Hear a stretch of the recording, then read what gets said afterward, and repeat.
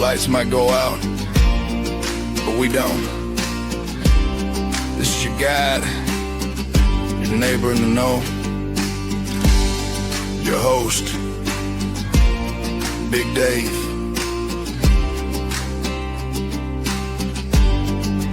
Back to the basics.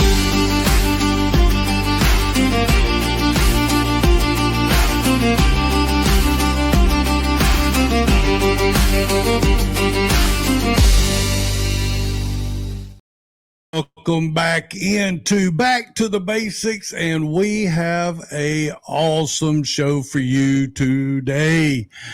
We have someone, as you see over there. We got Mr. Wayne. How you doing, Mr. Wayne? Hey, how you doing? I'm good, and we have a special guest, the first person that we have interviewed live and in color. She makes me and Wayne look real bad. It's Amber with Hollis Homestead. How are you this evening? I'm doing great.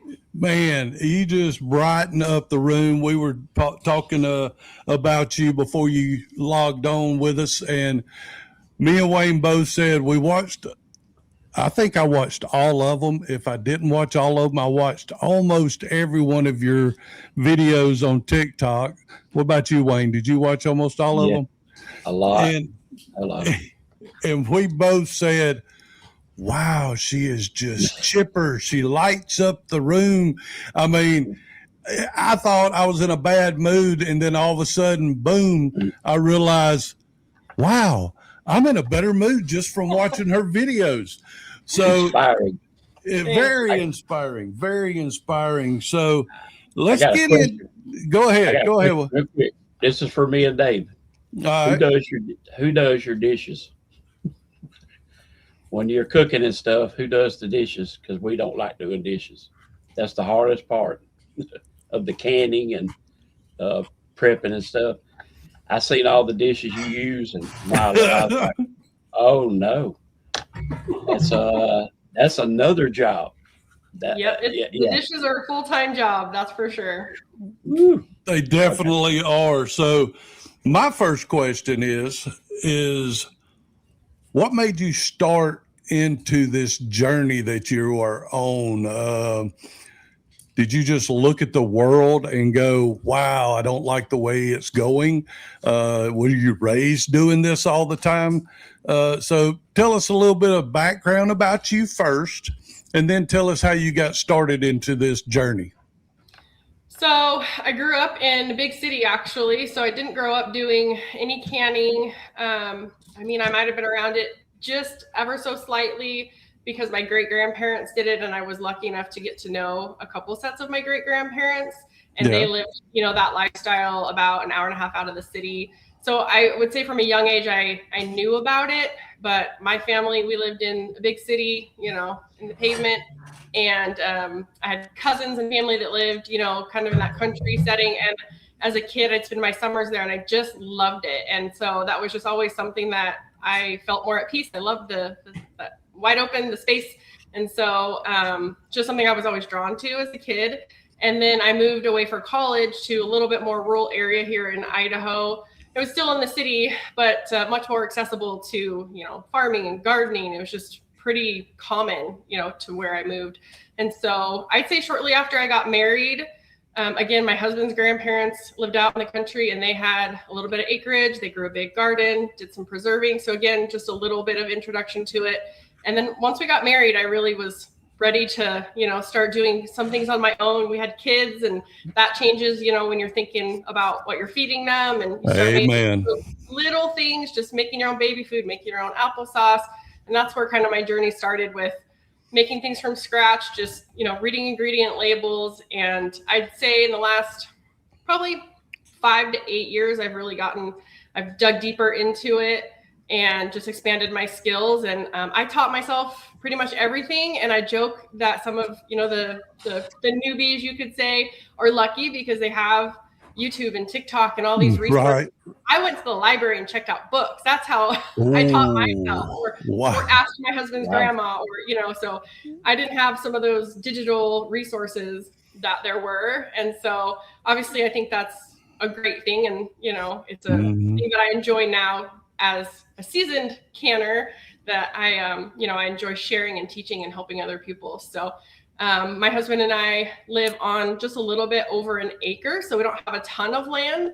But when I started my blog in 2017, I named it Hollis Homestead because we knew we were working towards a goal of having our own big garden, raising our own chickens, raising our own cows, kind of like his grandparents were doing, because we knew they weren't always going to be here. And so that was kind of always our mindset and how we got started. And we ended up out here about 3 years ago. So, you know, we did a little of what we could when we lived in the city, and now we really have our own space to, you know, do our own thing. So I like to help people who don't need to, you know, grow a lot of vegetables and have some chickens and be self-sufficient. That is so cool. I mean, I grew up out in the country, so I was around it a lot. As a young child, I know me and Wayne we were both raised by a mother. Wayne had a few stepdads come in and out, but we had mothers, 2 sisters. He had a brother, I didn't. And, but I was raised around my grandmother and all of my uncles and aunts that, that treated me since my dad died. They acted like every one of them was going to make me a man one way or another by, putting me on the back of a goat and grabbing the billy goat's horns, and down through the holler I go, and I'd fall off and go do it again as I went back to the top. But Amber is with Hollis Homestead. She is part of also Preservation Nation, which includes Amber with Hollis Homestead, Mountain Heart Homestead, which is Patrick that I've interviewed on here. It's Jen again, which I've interviewed on here, and Olive Blue Homestead. And what was her name? Kylie. And I guess what I'm going to have to do is I'm going to end up having to get Kylie on here, which would be kind of cool. But I also want to get Patrick back on here, and it's Jen again now that we're doing it with video. Because I'm going to tell you, I learned a lot from Patrick. He really did. And now I also learned a lot from Jen again, as far as being a rebel. Yep. And Wayne, I've told you before, you have the people that follow the USDA guidelines or the alphabet soups guidelines. And then you have people that are rebels like my grandmother was, because back when she started canning, there was no such thing as the USDA and all that. And I don't think the people in Canada or Mexico listen to the USDA when it comes to canning and all that stuff. I do have one thing. I want to go ahead and get this out of the way, Amber.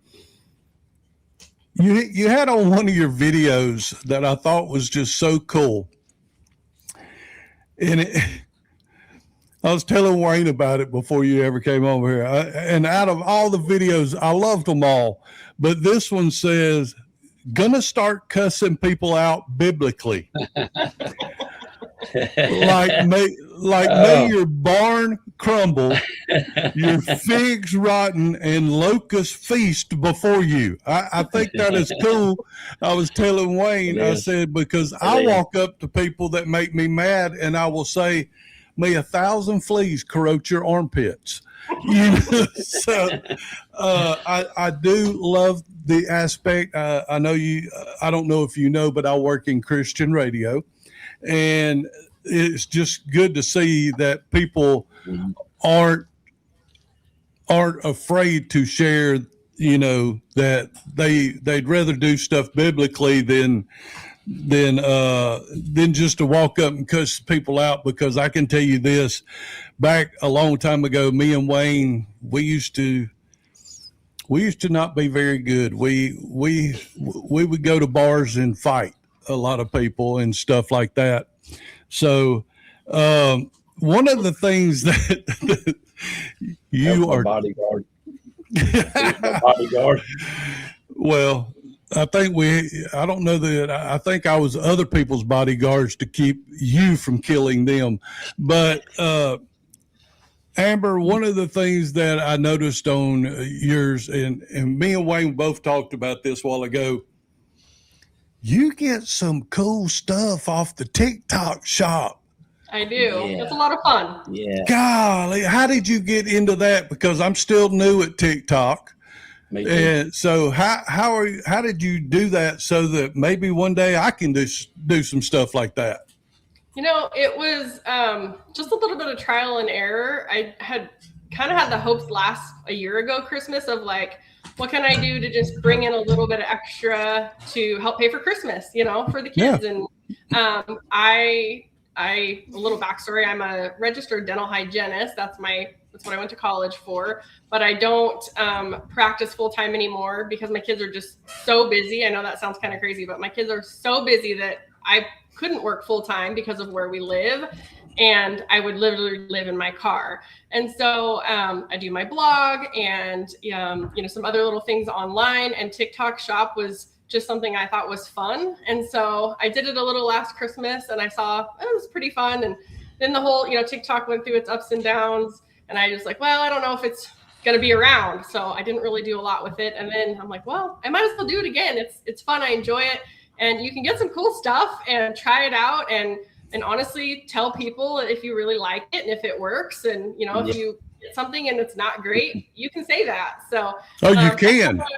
Yeah, you can say, I wish this had this feature, or I don't love this if you don't love it. You can be honest. And so I try to find things that I would genuinely use. And then I told my husband the other day thought my towel warmer was kind of gimmicky. And I said, but I'm always cold. I am so cold. And it's not something I would buy for myself because I'm frugal. I'm a thrift store shopper. I'm a secondhand clothes shopper. I wouldn't go and buy that for myself. But if somebody wants to send me one and I can demo it for them and then I get to use it, why not? So, and if I make a little commission off of it, I think it's fun. And I actually did, again, pay for Christmas this year. Well, that is cool as all get out. We will be talking with Amber a little bit more when we come back. I do have something that I have my own commercial that I need to do come next segment. So guys, we will be back right after this commercial break.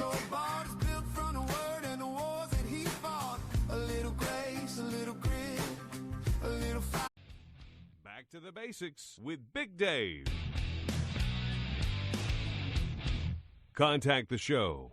Email bigdave3xl@gmail.com.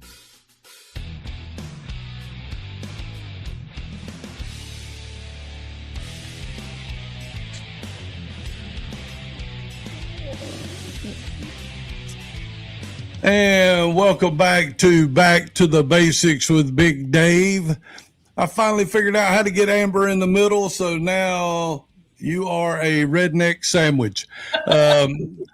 Because we are, both of us, well, I'm in a little bit south of Birmingham. He's a little bit west of Birmingham.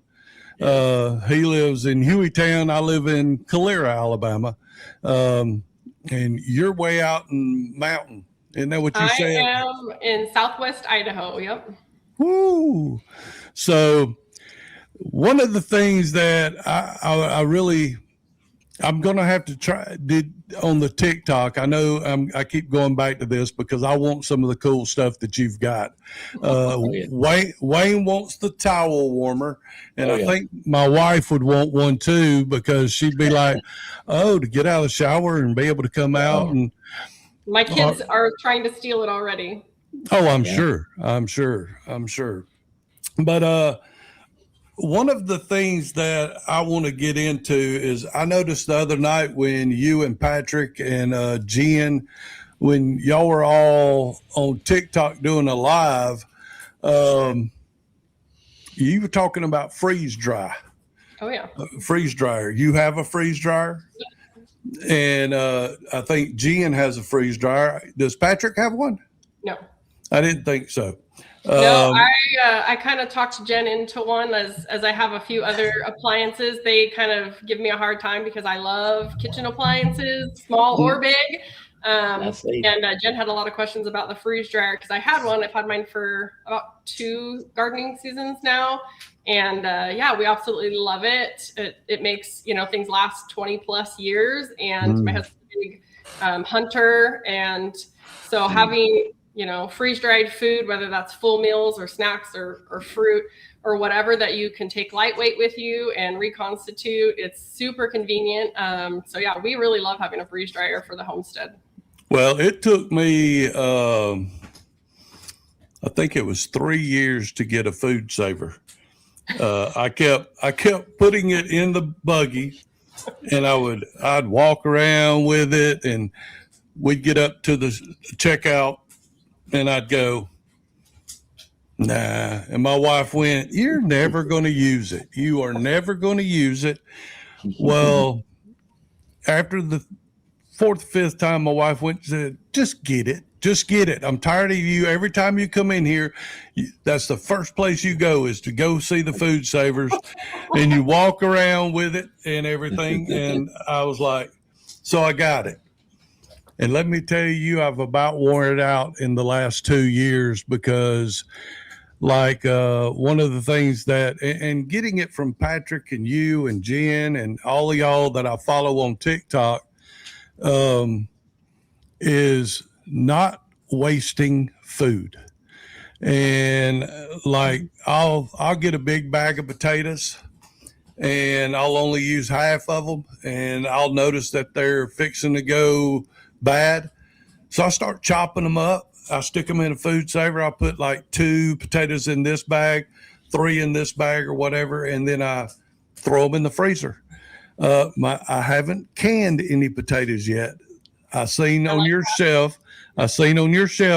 Now, do you do them dry or do you do them? I haven't done dry yet. The first time I canned potatoes was last fall, and I didn't do them dry. I definitely would try them dry the next time I do them.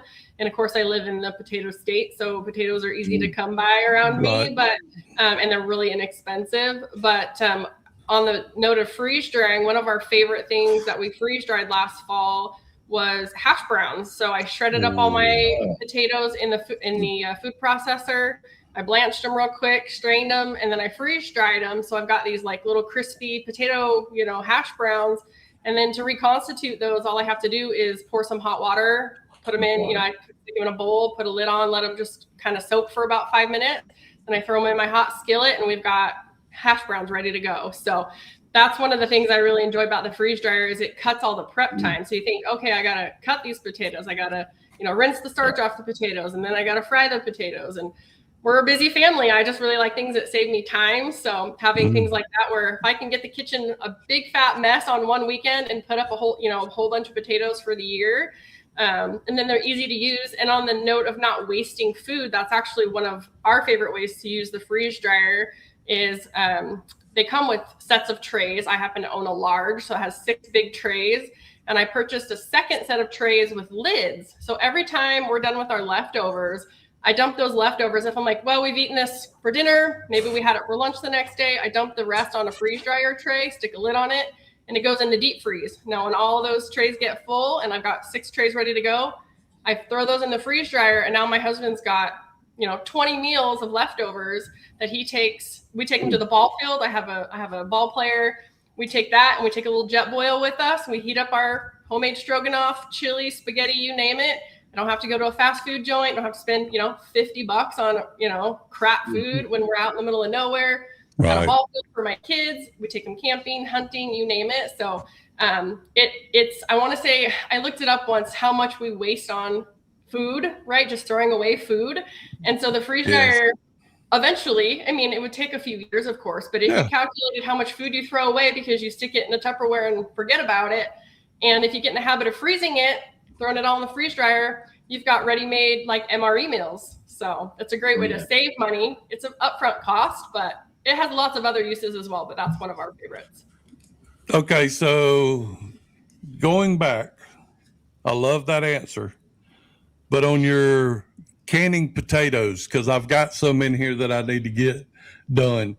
And just to let you know, this has been a bad year for me and Wayne both. You know, you even know about some of the stuff with me, Amber. But next year is the year that I plan on. I think the country's fixing to go into rough times.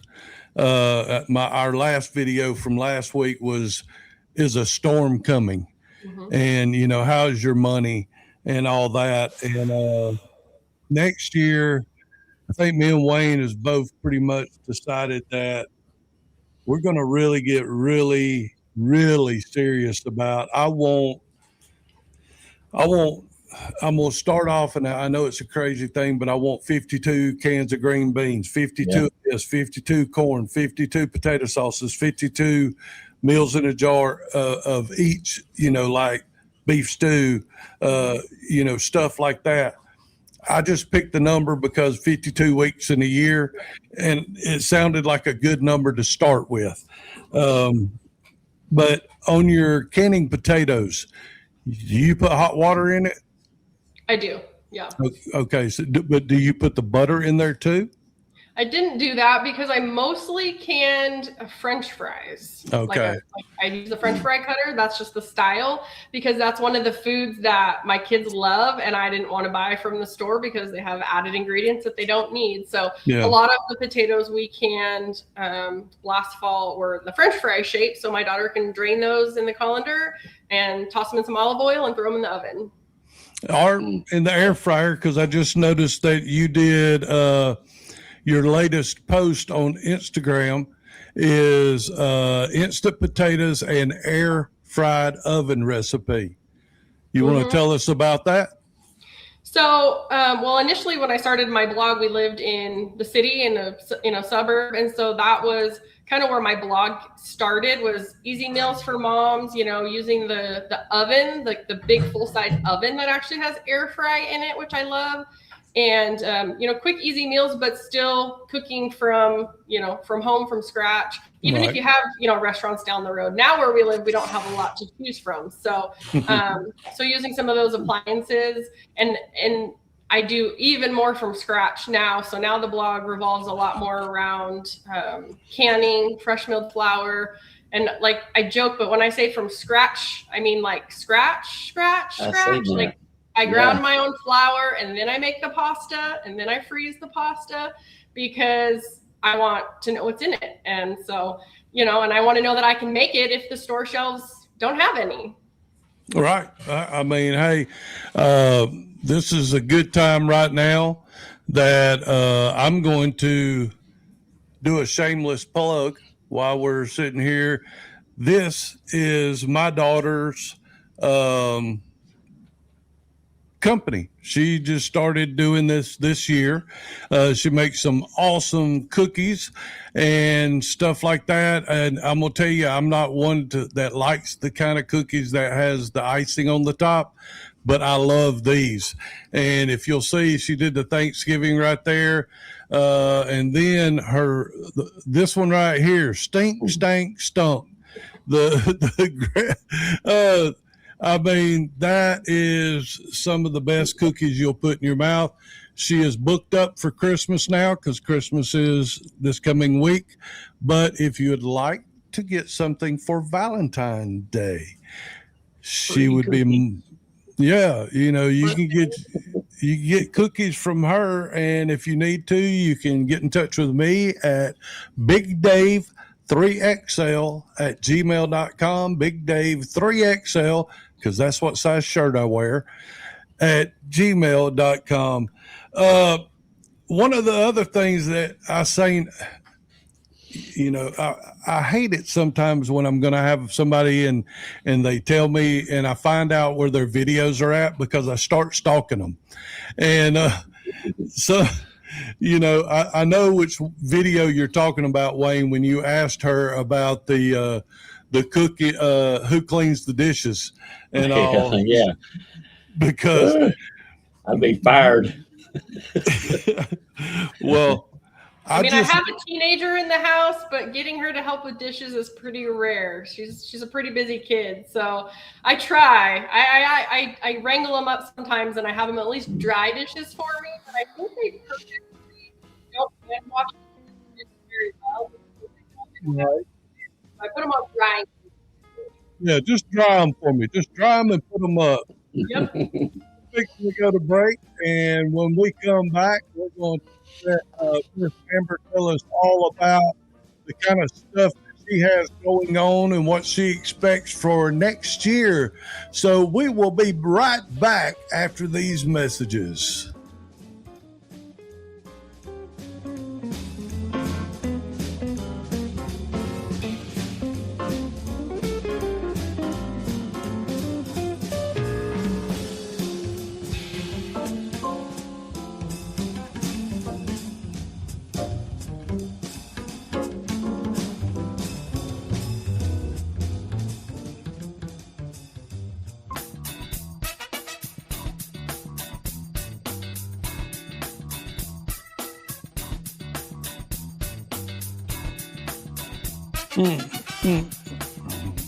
Nope.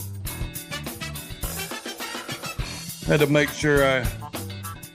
sure I got Ms. Amber in the middle, and it's not Hollis. It's What is it? It's Hollis Homestead, not Holly Homestead. It's Hollis Homestead. So just to give people an update on what happens in the middle of a break, Wayne says the best things in break. So now you get to say it again, Wayne. Say it again, brother. Yeah, watching your videos, I was so inspired, and I needed to be inspired. I really did at this point. I'm way down on the totem pole right now, but the food that you're making, I have to have it. It's a must right now. So I'm very inspired. The cool thing I ran across was I'm gonna butcher it, but it's those little trays that you ordered off TikTok store, the tiny, I guess they're polypropylene, whatever, but your tallow pods. That was so neat. The one your husband was probably tripping over because it's for breast milk. I'll tell you what.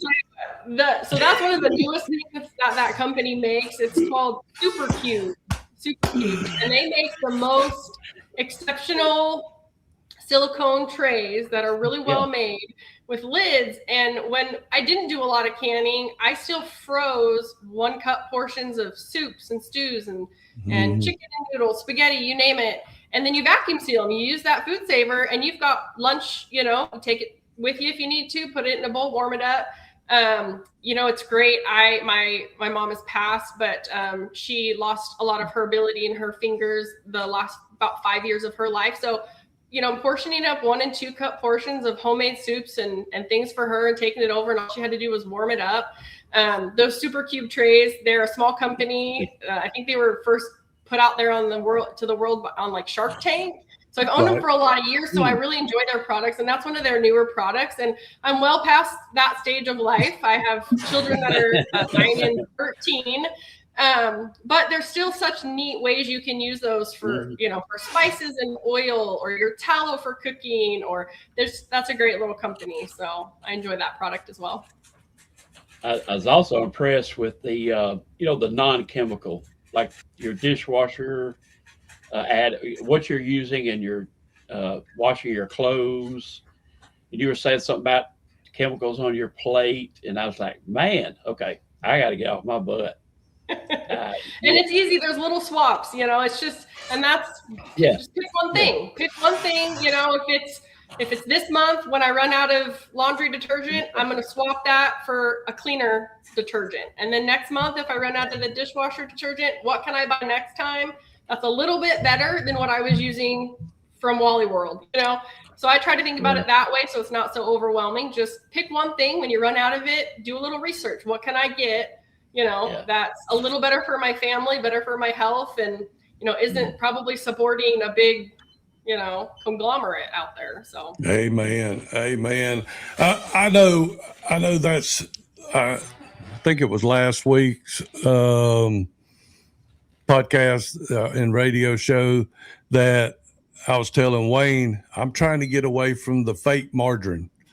I'm trying to use the real stuff now. And we've got about that much in a tub left, but I haven't touched it. And we've been using the real one. So if it goes bad, I'll throw it away. Put it in your lawnmower. It'll work just fine. Right. But, that's one of the things that I was looking at for, 2025 is pretty much gone.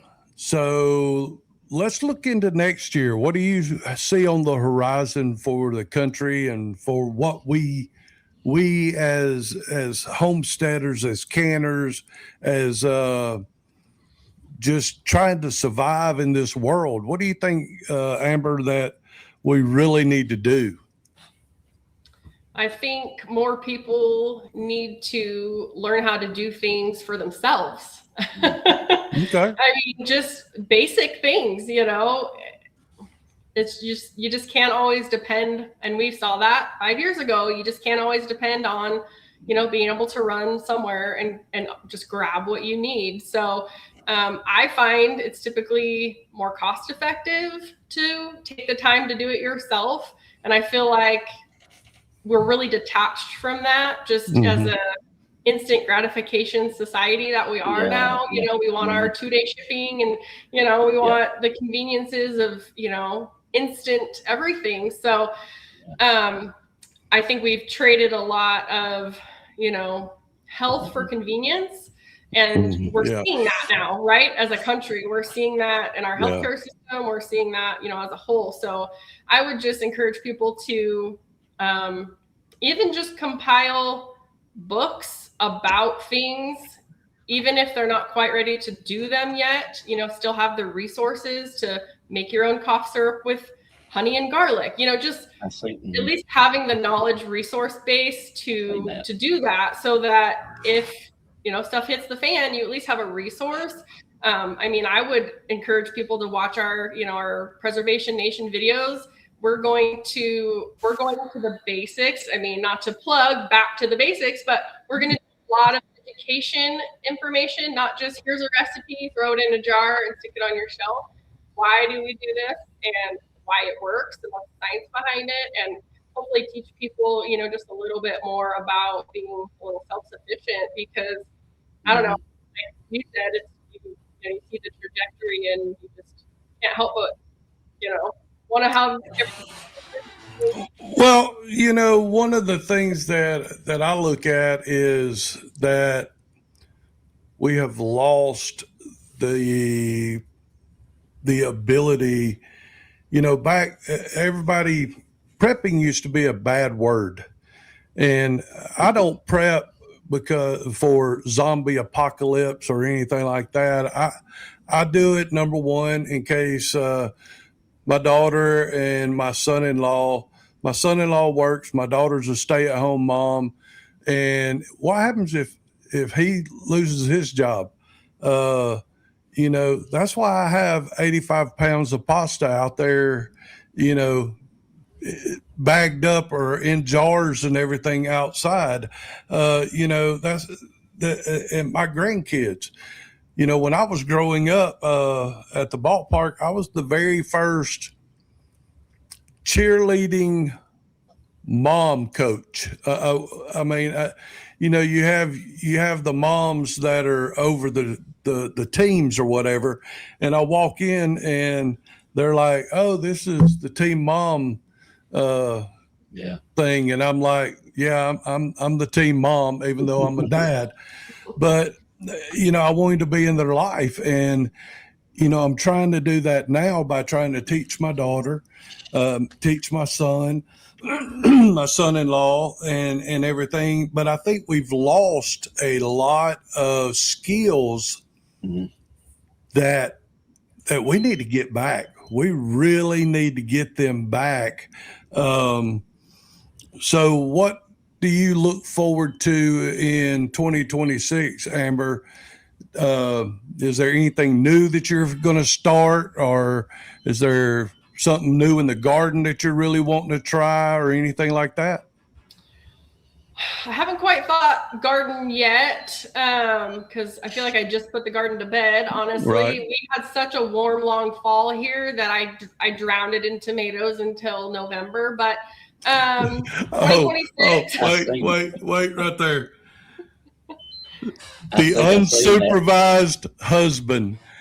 That I about hit the floor when but God love you. You didn't fuss at him, and you said in that video, I didn't give him all the instructions.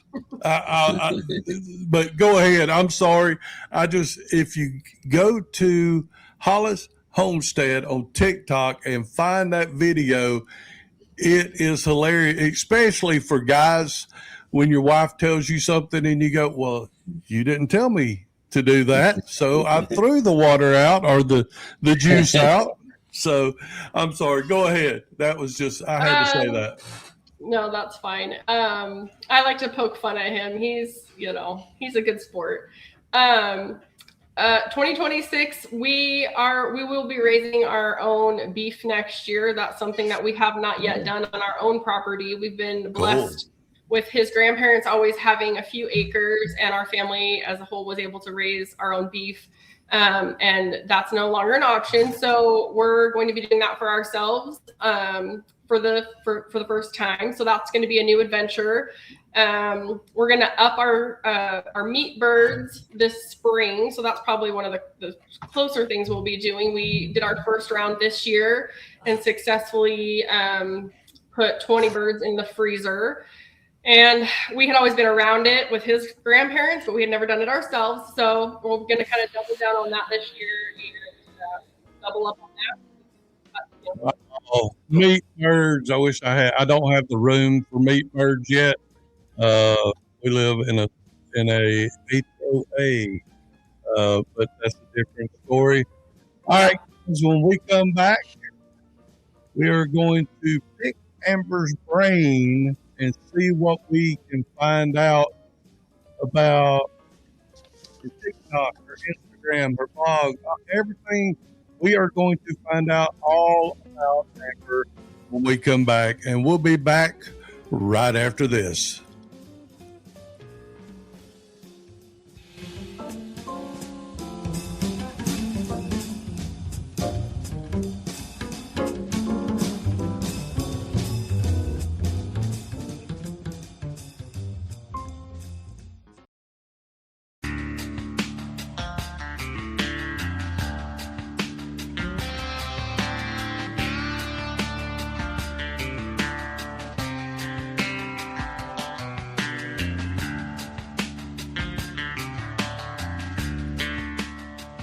All right, guys, welcome back Back to the Basics with Big Dave, Mr. Wayne, and Miss, yes, I said Miss Amber Hollis with Hollis Homestead, also part of Preservation Nation with Olive Blue Homestead. It's Jen again, Mountain Heart, and they will be all over TikTok come January. And what did you say, that y'all are going to go back to the basics with a lot of the stuff? A lot of educational videos, a lot of, just things that you don't know when you start that maybe are intimidating, but they don't have to be. Yeah, there is a lot out there that can be intimidating. I mean, it really, that's why I was telling someone, when you start canning, yes, go by the USDA. Go by it. I mean, until you learn what you can do and what you shouldn't do in your own kitchen. Then after you start learning it, then you can get to where you know a little bit more. You know, hey, try it. That's what I've done on a few things. I've tried it, let it sit on the shelf for a couple of months, and then take it down and try it and go, Yeah, because I'm gonna tell you, like right now, I did ground beef. I canned it, let it sit there for 2 or 3 months, pulled it down, and threw every one of them away. I did not like the texture, I didn't like the smell, and I did not like the taste of ground beef. But this beginning of next year, I'm going to do some stew meat. I've heard that ground beef, there's a lot of people that don't like ground beef, but they like the stew meat after it's been cooked. Do you do ground beef? I've only done ground elk because we can harvest elk here generally during our archery season, and I did that last fall. And it's not bad. I wouldn't say it's our top favorite, but I did like taking a piece of elk roast and slicing it into thin, like fajita type strips and canning that raw, and then throwing that into a skillet for a quick, stir fry or fajitas or something like that. And that we really did like. Yep, that's a good one. Chicken flautas. That's a good freezer meal. Yeah, this is off your. I screenshotted every one of them I came across, which was crazy. But ground beef didn't do anything for me. I've done pasta sauce, I've done corn, I've done green beans, I've done a lot of vegetables and stuff, but I haven't done a whole lot of meat. I want to do this next year. Do you do it all in your kitchen? Mm-hmm. I do some outside, depending on the weather. I like to can outside on the Camp Chef, but I'm a really big fan of my electric pressure canner. I'll be talking about that during January on TikTok, but it doesn't heat up my house. I don't have to babysit it. And for as busy as I am, not having to, move my canner around on my stove and watch that pressure gauge, that's kind of been my go-to for the last year. I got it last year for Christmas. What kind is it? It's called a Presto electric pressure canner. A couple other members of Preservation Nation like the Nesco version, and so they're both good quality versions that they really enjoy. But they're great. I love a kitchen appliance. If you need a recommendation for a kitchen appliance, I'm your girl. Well, yeah, Wayne was talking about that. I've seen that. I love it. It's canning for dummies. So. Well, let me ask you this now on that Presto electric canner. How many jars can you put in it? So the one I have, I can fit 5 quarts and I think 7 small regular mouth pints, but they do make bigger versions. They just didn't make it when I bought mine last year, but they do make bigger ones now. So I got the one I got, and for me that works great because a lot of times, if I'm harvesting something, especially beginning of the season, I might not have enough to drag out all the big canners. Or if I'm canning maybe some leftover soups, chilies, things like that, I can do small batches, which has, a great benefit as well. And I just love that, I'm busy. Honestly, it's just, that's why it took so long to get me on the show. I'm just really busy. And that's because my kids are so busy. I can put the pressure regulator on that pressure canner after it's vented, and it's already programmed for the time, and I can run and grab my kids from school and come home, or do what I need to do without having to sit and babysit it. So I enjoy that. I love doing it outside if I get the time, but that's just one of my favorite things that you'll probably see that on my TikTok.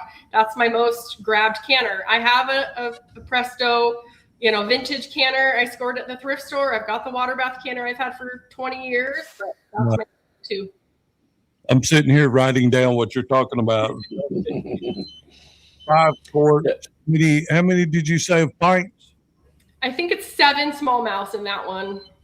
But there are other versions out there. There's a few out there. So if you need help researching those, I can help you. Well, but my thing is that it's kind of like what you said, like especially on a lot of the stuff, like if I want to try, say I want to try stew, and I put the stuff in there for stew, I don't want to make, 18, quarts of it, right, or whatever. And then, well, I didn't like it. Yeah. but and also I can put this on, I can go do something else and then come back and go, oh, it's done. Exactly. That you sold me on that right there.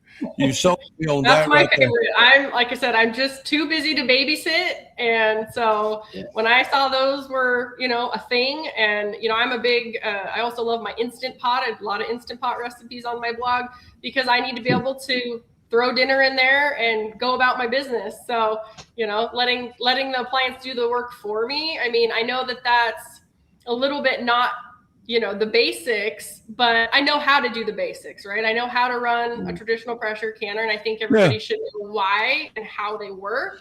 Right. But for the people that are intimidated by pressure canning, I said it in a video, if you can push a button, you can pressure can. Like it takes a little bit of that intimidation factor because people are so scared from their great grandmother's canner, blowing up supposedly. And so I just feel like there's some technology out there that takes that worry away and makes it easier.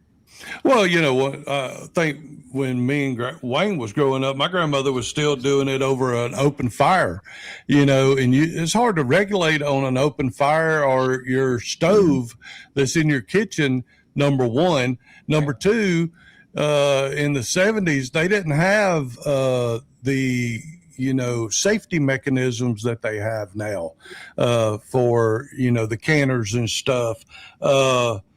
So did you do on your chickens, bird chickens, do you do Cornish cross? Yes. How many are y'all going to try to do this year? We're going to try, I think, right between 40 and 45. Okay. So is it you and your husband that it's just y'all two that did the final process of going to freezer count? Well, no, and I'll try to make it short and sweet, but my husband grew up doing them as a family. They do about 150 birds out at grandma's place, and he has PTSD from butchering chickens as a child, and he will not do it. So he's willing to raise them, he's willing to feed them, do all the day-to-day stuff, but he's not willing to butcher them. I am, but I've also never done it. I'm willing to try it. But he's willing to take them to the poultry processor, it's about an hour away, and have them come back and be done. So if he's willing to pay for it, I'm willing to let him. He knows how to do it. So if we had to, we could.